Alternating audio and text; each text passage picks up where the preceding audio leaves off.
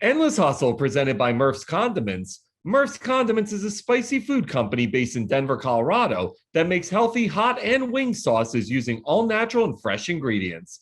If you live outside the state of Colorado, you can buy their hot sauces online at www.murphscondiments.com.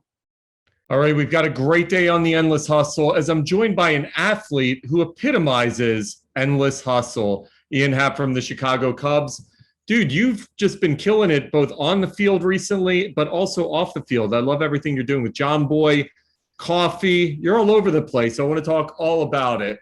Let's start with John Boy Media, because you've essentially created your own media network. And how did this all come about? How you've built it? Tell me the whole story. Yeah, so John Boy was something that was super interesting to me because these were a couple of guys who were attacking baseball media in a different way. Jimmy O'Brien, and he started by just doing these breakdowns on Twitter. He was kind of doing voiceovers of lip reading coaches when they would get thrown out of games or players getting thrown out of games, different situations. And they started to blow up. He had a couple big ones. And then he said, him and his buddy Jake, who grew up together, they said, why don't we start actually doing this, podcasting and making a media company. So I kind of, once they started, I liked what they were doing, reached out over the off season because we had started a podcast during the shutdown when we were quarantined last year during spring training, and said, hey, what would it be like for us to come onto your network to be a part of this? I love what you're doing.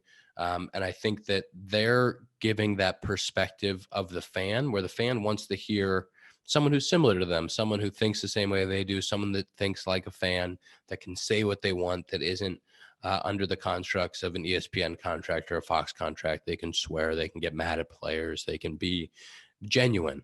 And so to be able to connect with them and then eventually invest in the company because of my belief that that's where the baseball media landscape is headed. It's headed to a place where players and fans can talk freely about what they're seeing, and then fans can genuinely interact in that way. They can hear raw, behind the scenes, unedited thoughts about games and footage. And I think that what they're doing is such a special kind of just niche in what the baseball landscape is.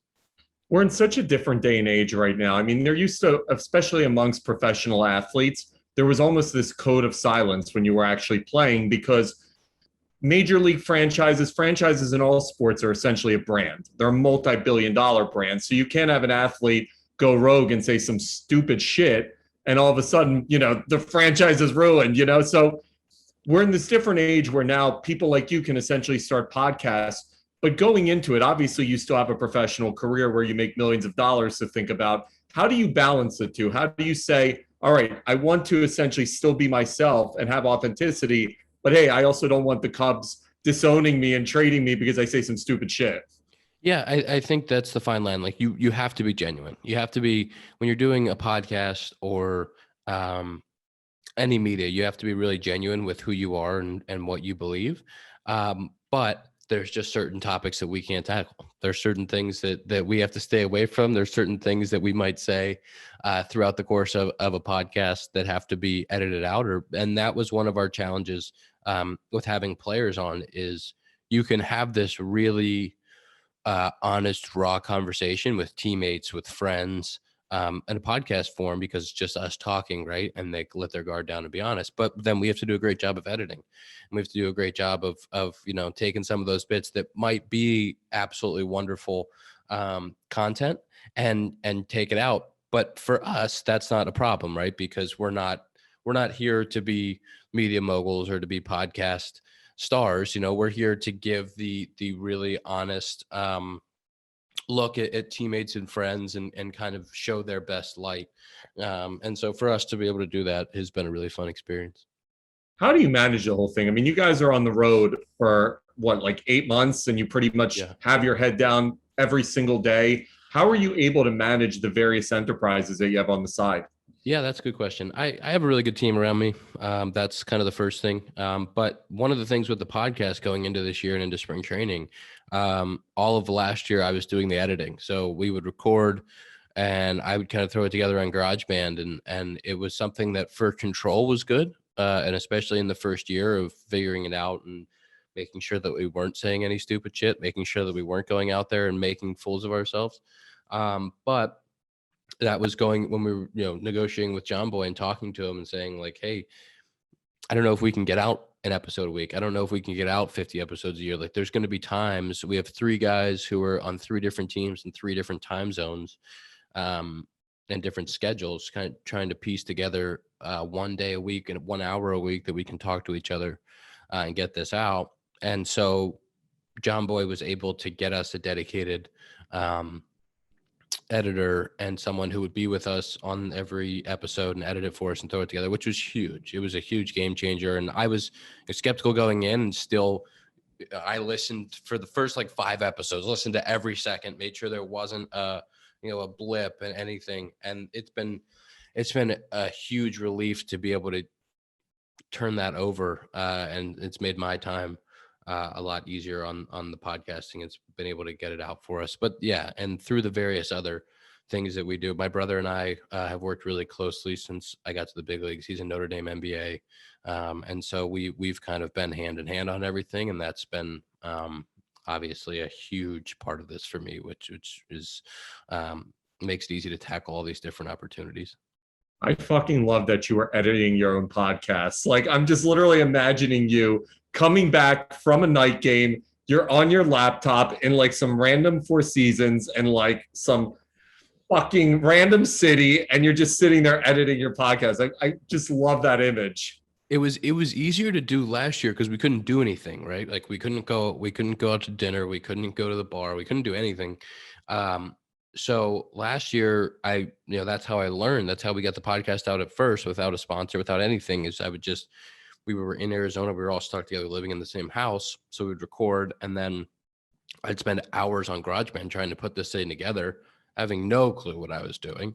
Got better at it and better at it. And then, during the season last year, we would record an episode or record with a teammate, and then I would kind of piece it together over the course of 1 or 2 nights. And it wasn't that tough when you don't have anything else to do. You're looking for a distraction. But then getting into this year, into this spring training, and having to do it, waking up at 5 a.m. to spring training and having to find a time to edit a podcast. It was like, I don't know if I'm going to be able to do this for 8 months. It seems like a lot. So you're a kid from Pittsburgh, and you were very good early on. At what point do you start realizing you might have a chance at the major leagues? Is it in high school? Is it in college? When do you think, all right, this might actually happen for me? Yeah, it's interesting because being from Western PA, there's definitely some talent there. There's we had guys from my high school, a couple probably 10 years prior who got drafted, gone on to play in the big leagues. But really, it's just when you're a kid, you want to play on the varsity team. And my brother was 6 years older. He played on the varsity team. So I was thinking about, hey, I'm a freshman. I really want to make the varsity team.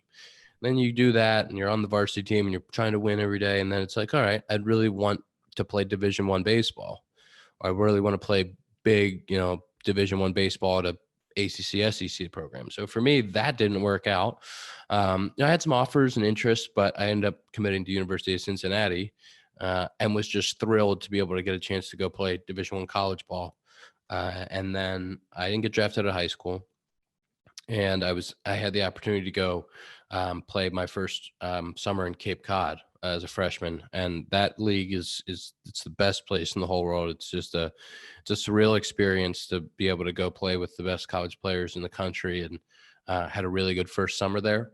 Got a lot of interest, and that's kind of when I knew that being a high draft pick was a really good possibility. And played out my college years. Obviously, got drafted by the Cubs, and at that point, that first kind of college summer was when I knew it was a real possibility. So once you kind of know you're going to go in the first round, I'm guessing now the agents are calling. You've got like accountants, financial advice. Everyone's coming out of the woodwork, right?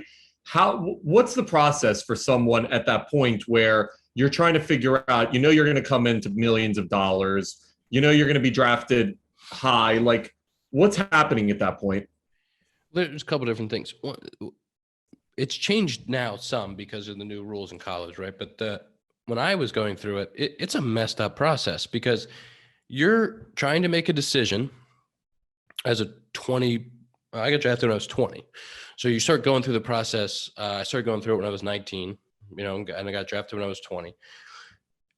And you're trying to make a decision that's going to impact the rest of your life. And you're right, millions of dollars. And you're not legally allowed to have advice. Okay. So you as a 20-year-old who is going to drop out of college, is not all that smart, you have no life experience. You don't know what the hell you're doing. And you can't have an agent. You have to call them an advisor. You can only meet with them. You can't meet with them. So you have to do it secretly. That would be like somebody going on trial, but then you can't have a lawyer. It makes absolutely no sense, right? So I'm going through this process, and because if you lose your eligibility, you're screwed. There goes all your leverage, and you have to go and try to play professionally, and you have no leverage. So now you don't make any money. So the whole process is ridiculous, dictated by the NCAA. But I go through the process. My family, luckily around me, was fantastic. My brother was just finishing up at Notre Dame. And so we had, from a financial side, I had him to guide me, which I was unbelievably lucky for early on. My parents were involved, and we ended up, doing the entire agent process of vetting and picking, and took our time, really slow. Made that decision, felt great about it. And then you kind of go through the draft process, and you're working through your agent, communicating that way. And it's something that as a player, you have no idea what you're doing, and you're going through it, and you're trusting different people. And then from the finance side, it's the same thing. It's a learning process the whole way. Luckily, my brother and I have been together in lockstep every step of the way. So we've been able to learn from investing experiences, learn from, what we did really early on, learn from what we're doing now. And it's something that I really enjoy. And I think, from a personal aspect, I love investing in companies. I love taking equity stakes in companies that I really believe in, that I use. And I think the NBA's made a great model of it. There's some guys in the NBA that are doing just unbelievable things in investing in what they love, what they do. And I think that more baseball players have that opportunity. I think that it's really easy to take your money and just give it to somebody and run away from it and say, just make sure that I don't run out. But to be really involved, to have that intimate relationship with everything that you're doing from a finance standpoint, to me, that's exciting. And it's something that I love to do. And I think that more baseball players are going to have the opportunity to do that and really be involved in the things that they love. I mean, you nailed it. Right now, when you look at the NBA guys, everyone from Durant to Steph Curry, those guys are early investors in everything coming out of Silicon Valley right now. And they're actually long-term going to make more money on their investments than they're going to make in their career. 100%. And, CJ McCollum, he just invested in acres. I think it was in Oregon for a winery, something that he's super passionate about. I know that he's got an interesting shoe deal, I believe, out of Japan. Like, these guys, they're really taking control of their off the court branding. They're taking control of things that they can be involved in. Now, you're talking about guys that are making a significant amount of money on the court every year, so it's easier for them to build out a team. But something that my brother and I are doing together is trying to build out a group that can look at these deals for baseball players. The click size will be smaller, of course, but if you pile together 5 or 10 guys who are going to go in on a deal together that believe in something, I think that's a powerful tool, not only for the player, but then for the company, because then you can say, hey, we have these guys that really believe in what we're doing. And how can we show that to a bunch of different guys and invest that way and make what they're doing fun, make this an experience where, hey, you have the opportunity to have an allocation of really safe stuff that's it's gonna be with you for the rest of your life. But here are some things that you can use your time in the big leagues, your time here to really grow your portfolio and do some interesting stuff. What is the agent pitching process like? Because you obviously mentioned the vetting part of it, but what does the pitch actually look like? Is it like college football coaches showing up at your house and they're all parked in the front yard taking turns? How do they pitch you? It's interesting because there's a lot of different approaches, and you have some of the bigger agencies that are sending kind of foot soldiers out to places like Cape Cod or University of Cincinnati and they even do in the minor leagues when you've signed with an agency and they're coming and they're kind of standing outside the stadium by a bus and they're saying, hey, we are interested. Who's your agent? And I was never one that liked that approach. It felt sleazy. It didn't feel very genuine to me. I think the best ones that kind of hit the most for me were always had reached out through someone I trusted, whether it was a coach, whether it was a friend or someone that I had known that could really give that just a little bit of sincerity, I guess, to the beginning of the relationship. And so we narrowed it down pretty quickly to just that kind of the eye test of we looked at a couple larger agencies that had a lot of players, and then we looked at a couple smaller agencies that did the more mom and pop intimate feel. And that was kind of wanted both sides of that equation to really sit down and have. So I think we probably took 4 meetings as a family, narrowed it down to 2 final selections, and then kind of did the whole thing. We took 2 meetings with those final 2, and then kind of made the decision from there.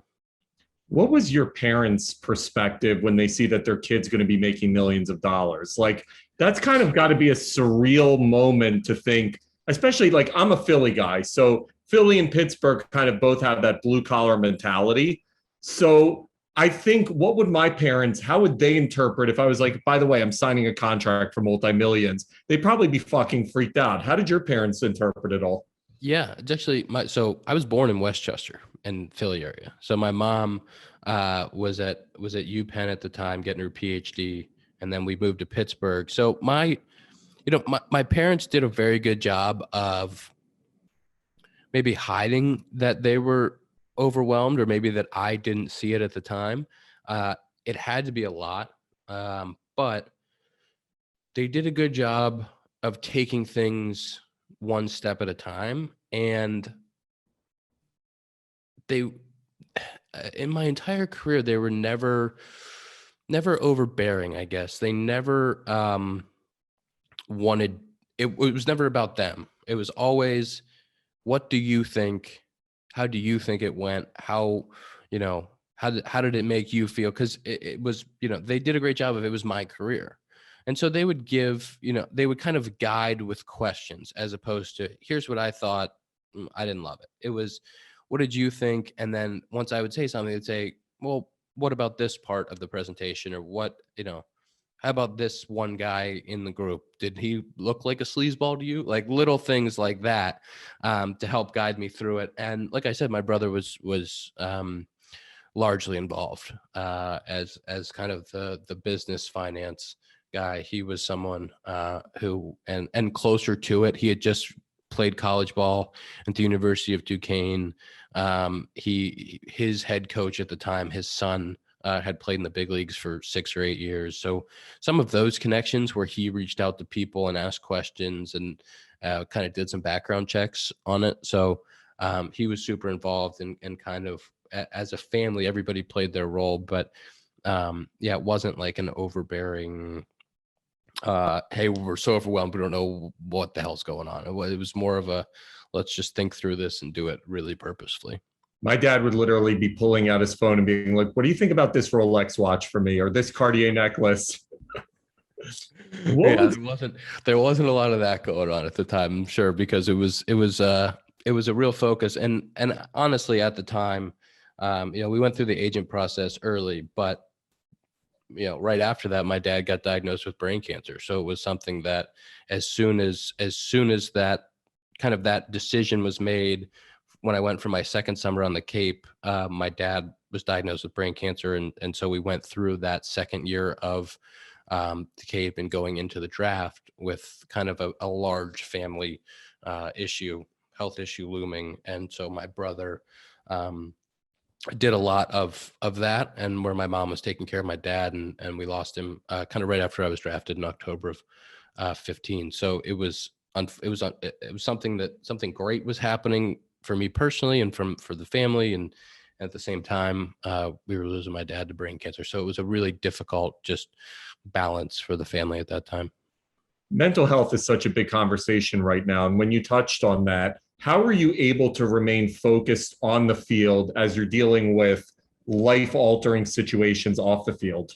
Yeah, that was the hardest part. I mean, my family and my parents did a really good job at that time of not letting it be heavy on me, of maybe concealing or hiding a lot of things that were happening at the time so that I could focus on being in school and baseball and getting drafted.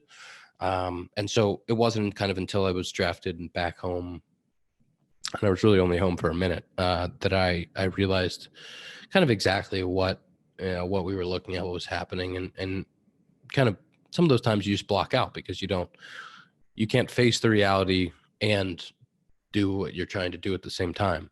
And one of my dad's big things was that he always wanted me to keep pursuing what I loved. He didn't want me to be worried about what he was going through or get away from that, because that wouldn't have honored him. It wasn't what he wanted in the slightest. So even though I came home, they sent me back to instructional league for 3 weeks in Arizona, where I finished the season and came home. It was like, hey, I can go to instruction. Like, I don't have to go. Like, I can be here. He was like, no, go. Like, I don't want you being here just to be here. Go and do this. And this is what you need to do. So there was a lot of that. And then the hardest part was after I got drafted, having come home from school and be home for a few weeks and get drafted, then I would go to the West Coast. So I'm on the West Coast, 3-hour time difference. They were in Columbus, Ohio at the time. So 3-hour time difference, barely talk to the family. And and the first time I'm away from my college friends who would kind of help get me through some of this stuff. And I at that point, was really struggling from a mental health perspective with anxiety. And so I turned to meditation. It was my brother recommended it to me. He had started using Headspace, the app, and it got me through a lot of that. It helped me day to day. It helped me kind of center myself when I felt like I was spinning. And it was something that not only that year was it big, but the next year when I went for my first full professional season, spring training in Arizona, started the year in started the year in Myrtle Beach. And I couldn't call my dad. I couldn't call my dad after games to let him know how it went. I couldn't talk to him about it. I couldn't, things that you've done for your whole life that you don't realize that you're not going to be able to do anymore. And so that was for me a daily reset, a daily starting point, a way to control my breathing, my mind, to be day to day, to be one step at a time, to be where my feet were. Like, that was a huge starting point for me. And that's when I really dove into mental health. I dove into, for me, what was important, and then to try to help other people and try to spread that message of, look, I'm an athlete. I've been through a lot of shit. It's not easy, and I have all the resources in the world, and it's really hard for me. So if you don't have the resources, or you're not okay talking about it, or you can't reach out and say, look, this is tough, it's going to be even harder. And if I can spread my message of what I've been through, how I've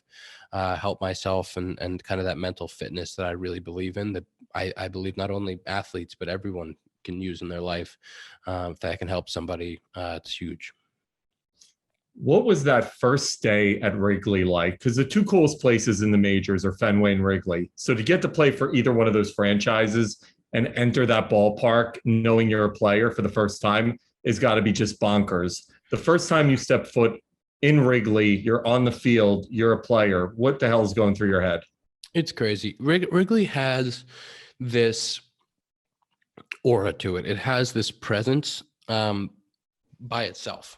Like, without any fans, Wrigley has this 100+ years of history. It has, Ernie Banks and Greg Maddux and Sammy Sosa and Babe Ruth calling his shot. It has all of this weight where you feel when you step on the field and the stadium's on top of you and the bleach, and everything feels like history.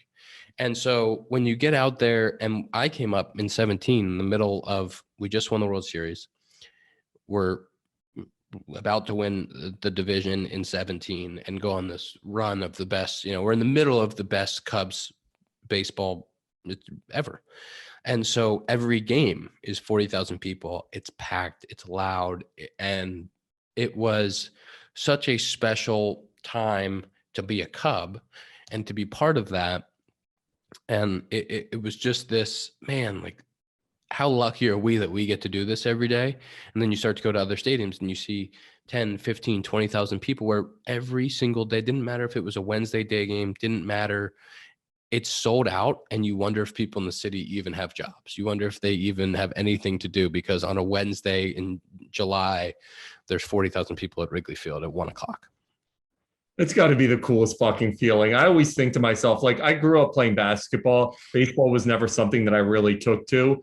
But there's a feeling at a ballpark that's unlike anything else. It's a feeling of like Americana, unlike anything going to an NBA arena or a football stadium. Walking into a true baseball town ballpark, there's nothing like it. No, and Wrigley now it's always been a neighborhood, but now everything around the field is built for the field. The Ricketts have done a really good job of that. So you have just people, just swarms and swarms of people, not only in the stadium, but around the stadium to experience everything that's happening around the ballpark. And it's such a special place. And I think that was one of the things we missed last year. We're coming back at the beginning of this year and finally seeing people back in the ballpark, seeing people around the field. Like, it was so, so special. What was your welcome to the majors moment where you were just like, shit, I can't believe, like, I'm here and I may be out of my league at the moment? There was two. So I guess my first two kind of happened really quick, where I got to the big leagues. I got called up the day before Mother's Day. So I was with my family. We were all in Salt Lake City because I was playing there in AAA and I have an uncle there. So we were all together in Salt Lake. I got called up while my family's there, which was really cool to be able to tell them in person. And then we fly to St. Louis. My first game, wearing the pink Mother's Day jersey, I hit a home run, which is pretty special. And then we all flew. So we were there for 2 days, and then we all flew to Wrigley for my Wrigley debut. I flew with the team, obviously, but there was a lot of my family came. They just basically for a week were with me. And I hit a home run in my first game at Wrigley. So those back-to-back were super special. And then maybe 3-4 weeks later, we go to Miami, and I'm playing second base, and Ichiro is playing for the Marlins. And Ichiro grounds out to me, and I throw him out at second or first. And I'm just kind of thinking to myself, Ichiro Suzuki just grounded out to me. I remember getting his rookie card in 2001. 17 years later, I just was at second base and played against him. And it's like, it's the guy you play with. You're playing with your video game characters, like, from your childhood. And you're just thinking to yourself, like, what's going on? Like, I've drafted a team at one point in MVP baseball with Ichiro, John Lester, John Lackey, like, and now I'm playing with two of those guys and just got a ground ball from the other one. Like, that moment in 2017 was like, this is crazy. The best thing about Ichiro is, first of all, he still looks like he can play. Anytime you see pictures, he's still got the veins coming down his skinny arms, and you're like, this dude could still whop the shit out of the ball. But then the other crazy thing is, if you take Ichiro's Japan stats and combine them with their major league stats, you could make an argument that he's possibly the greatest hitter of all time. Of all time. It's insane. And he's still, I can't remember how old he was when he finished up, but he was still looked great. And he was the most flexible guy in the field. He was stretching in right field for the entire game. Just amazing. You watch his BP, and I know he didn't hit a ton of homers in his career, but you watch his batting practice. He had some juice. Like, oh my goodness. So you had a few weeks ago this whole Skittles incident, which, by the way, I love how Skittles responded. I want to talk to you about that and how that all happened. But when the NBA was notorious this year because Westbrook had shit thrown on him, these fans are like losing their shit now with what they're doing. When something like that happens from a player's mentality, what's going through your head as shit's being lobbed at you? It's kind of that zoo animal mentality. You have incidents throughout the year where, you're the entertainment on the field. And sometimes you really do feel like a zoo animal where you're like, I know that you wouldn't do that to me on the street. Like you have a net separating you. So you have someone like flipping you the double birds from a foot away. And you're like, I don't think you would do that in the middle of Michigan Ave. But yeah, something like that where somebody hits you something. For me, like I'm such a just let's all enjoy the game.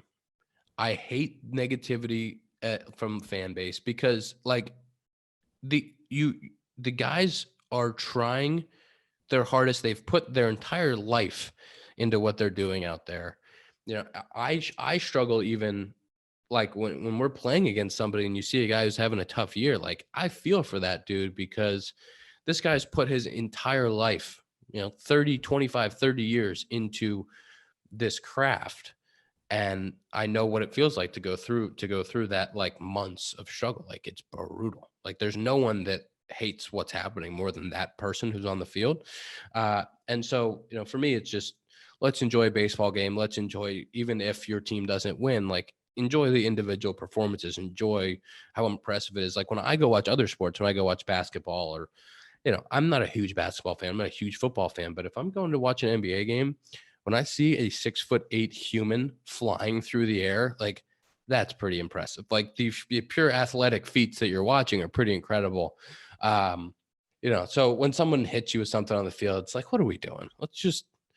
What's the point of that? What are we throwing stuff for? I don't understand. Man, these fans are just imbeciles when they do that type of stuff. It's like you said it perfectly. You could be in the worst stretch of your career. It doesn't matter. You've worked so fucking hard. We all have bad days, bad months, bad years. To then react that way is absolutely asinine. I'm blown away. When I saw guys dumping stuff on Westbrook in the middle, I was like, what are you guys doing? This is like a human being. But I love how Skittles responded. So how does that all happen? Do they reach out to your team? Like, what was the process? Yeah, they went through my agency and sent a package. I actually, we haven't been home. So the first time since they sent this stuff, I'll be going to the field today. But I believe it's a helmet made by Skittles, full of Skittles, which is pretty great. What a genius marketing tactic. Now the next key is you have to somehow get an endorsement deal with Skittles. That's the next exactly right. Because there's a strong no free ads policy. So now to actually wear the helmet, I have to get some sort of deal done. You're officially an influencer now. That's going to be your new title, influencer, Chicago Cubs influencer. That's exactly right. I want to talk to you about coffee. How'd you get involved in the coffee business? Yeah, the coffee. That has been a passion for a long time. Having a brother who's 6 years older definitely didn't hurt. So we lived together. Kind of right after I got drafted, we moved to Austin, Texas together, and he started to introduce me to pour over French press, pour over coffee, to some different brewing methods, and then fell in love with nicer, lighter roast coffees. So when I would go on the road in the big leagues, that was always my thing. I'd go look for a coffee shop and sit down and have a coffee and spend a couple hours. And so during the shutdown, and coffee, investing in a coffee company was always like a pipe dream. And we're shut down in Arizona. There's nothing in the grocery store. I don't have any coffee. We have coffee, but like mostly like we're trying to find an open Starbucks because like we don't have anything in the house. So I was on Twitter and saw this tweet that involved a coffee company that was in south of Chicago. And so I reached out and I said, hey, if you guys have any coffee and would be willing to send some, like I'd love to try it. So I sent 3 bags of coffee with a handwritten note from the founder. And I went out to Target and I bought up the whole pour over kit so I can make it, and made their medium roast from Nicaragua. It was the best coffee I've ever had, smoothest, best coffee I've ever had. And so I immediately reached out and called my brother and I go, look, this stuff is legit. I know you haven't had it. You got to trust me. This stuff's unbelievable. So I had the idea of pitching them quarantine coffee. And so I call the founder and I say, hey, I have an idea about doing a new label of your coffee. We'll call it quarantine coffee, and we'll give back a portion to COVID relief in Chicago. What do you think? They were already mission based, so they were giving back $1 per pound roasted to wherever they were sourcing the beans from. So they were going to Nicaragua or Guatemala or the Dominican, and they were helping to build houses, schools, whatever in the community. And so they were already mission-based. So they loved the idea. It was completely on board. I think in 2 or 3 weeks, we had the labels done, printed, and we were selling the coffee online. Then we moved into some retail locations here in Chicago. It's been an unbelievable journey. Being a part of that process, learning about the coffee business, it's been really special. We just did a shoot yesterday, actually, about we're coming out with canned cold brew. We're doing a complete revamp on the labels and the marketing side. We've partnered with the First Tee here in Chicago, which is a charity that involves golf that my dad was involved in Pittsburgh, which means a lot to me. The food bank here, Save the Children, both here and globally. So being able for us to have that give back, to have a subscription base that is almost 500 strong, to have all of these different things that we've been able to do, it's been extraordinary to me. I can't believe it. And to now be invested in a coffee company as a pipe dream and have that come true has been incredible. Are you a golfer? I'm a huge golfer. Yeah. So my dad worked for the United States Golf Association. He was an agronomist. I had a club in my hand at 18 months, like been literally my entire life. So it's baseball and golf for me. I played in high school. That's my off season, is just basically all golf. So that's baseball, golf, and coffee. Those are my things. So I've got to explore the golf. I've got to explore the golf for a moment, because I always love talking to elite athletes to determine how hard golf really is. Yeah. How hard is golf for a professional baseball player? Extremely. The ball's not moving, but it's so hard. I don't understand. It's really, I've been doing it my whole life.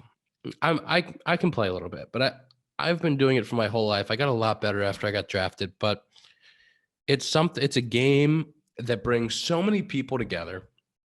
You can play with basically anyone. You can play forever. And I love you can play with anybody. And for the most part, one of the consistent things is everybody has a love-hate relationship with the game. Everybody struggles at a different level. You know, some people struggle and they're shooting 95. Some people struggle and they're shooting 75.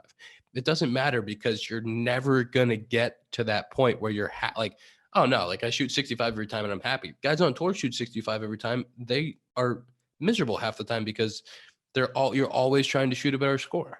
It's crazy, but it's a beautiful game with a ton of frustration. So what is an Ian Happ's golf bag? Tell me all the contents inside. Oh, wow. That's a great question. I don't carry too, I mean, besides the clubs, I always carry a couple extra gloves.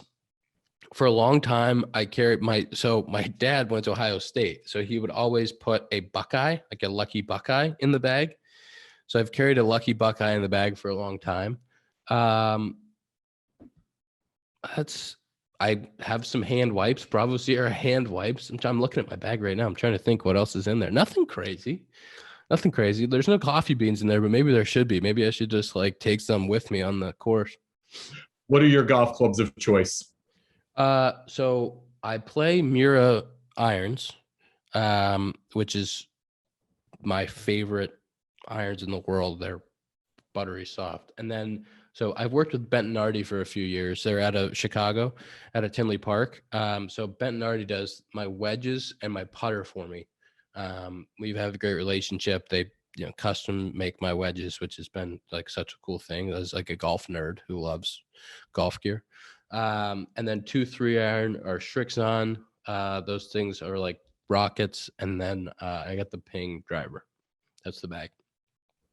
Dude, you're awesome. This has been an absolute blast chatting with you. One last question before I let you go. So one of the main reasons that I started this show was to talk to successful people from all arenas about the mentality that help make them successful. And it's a common mission that we share with our show's presenting sponsor, Unilog, whose mission is to elevate others. So for you, Ian, what are the habits you incorporate in your daily life that allow you to continue to elevate? That's a good question. I think mindfulness meditation, it doesn't have to be exactly meditation, but some form of mindfulness and staying present, I think is huge. And I think the other one's belief. I think this non-ending belief that you will be successful, that you have what it takes, that you're confident, but the amount of confidence that it takes that whatever you're doing that day to continue to help yourself be successful, for me, whether it's baseball or business, it's this non-ending belief that I'm taking the right steps to be successful. Dude, you're awesome. Good luck with the rest of the season. You're like built for broadcasting. There's definitely a career for broadcasting after this is all done, man. You got a great personality. Thank you very much. Appreciate it. Great having you on the show, Ian. Good luck with the rest of the year. Thanks, brother. See you, bud.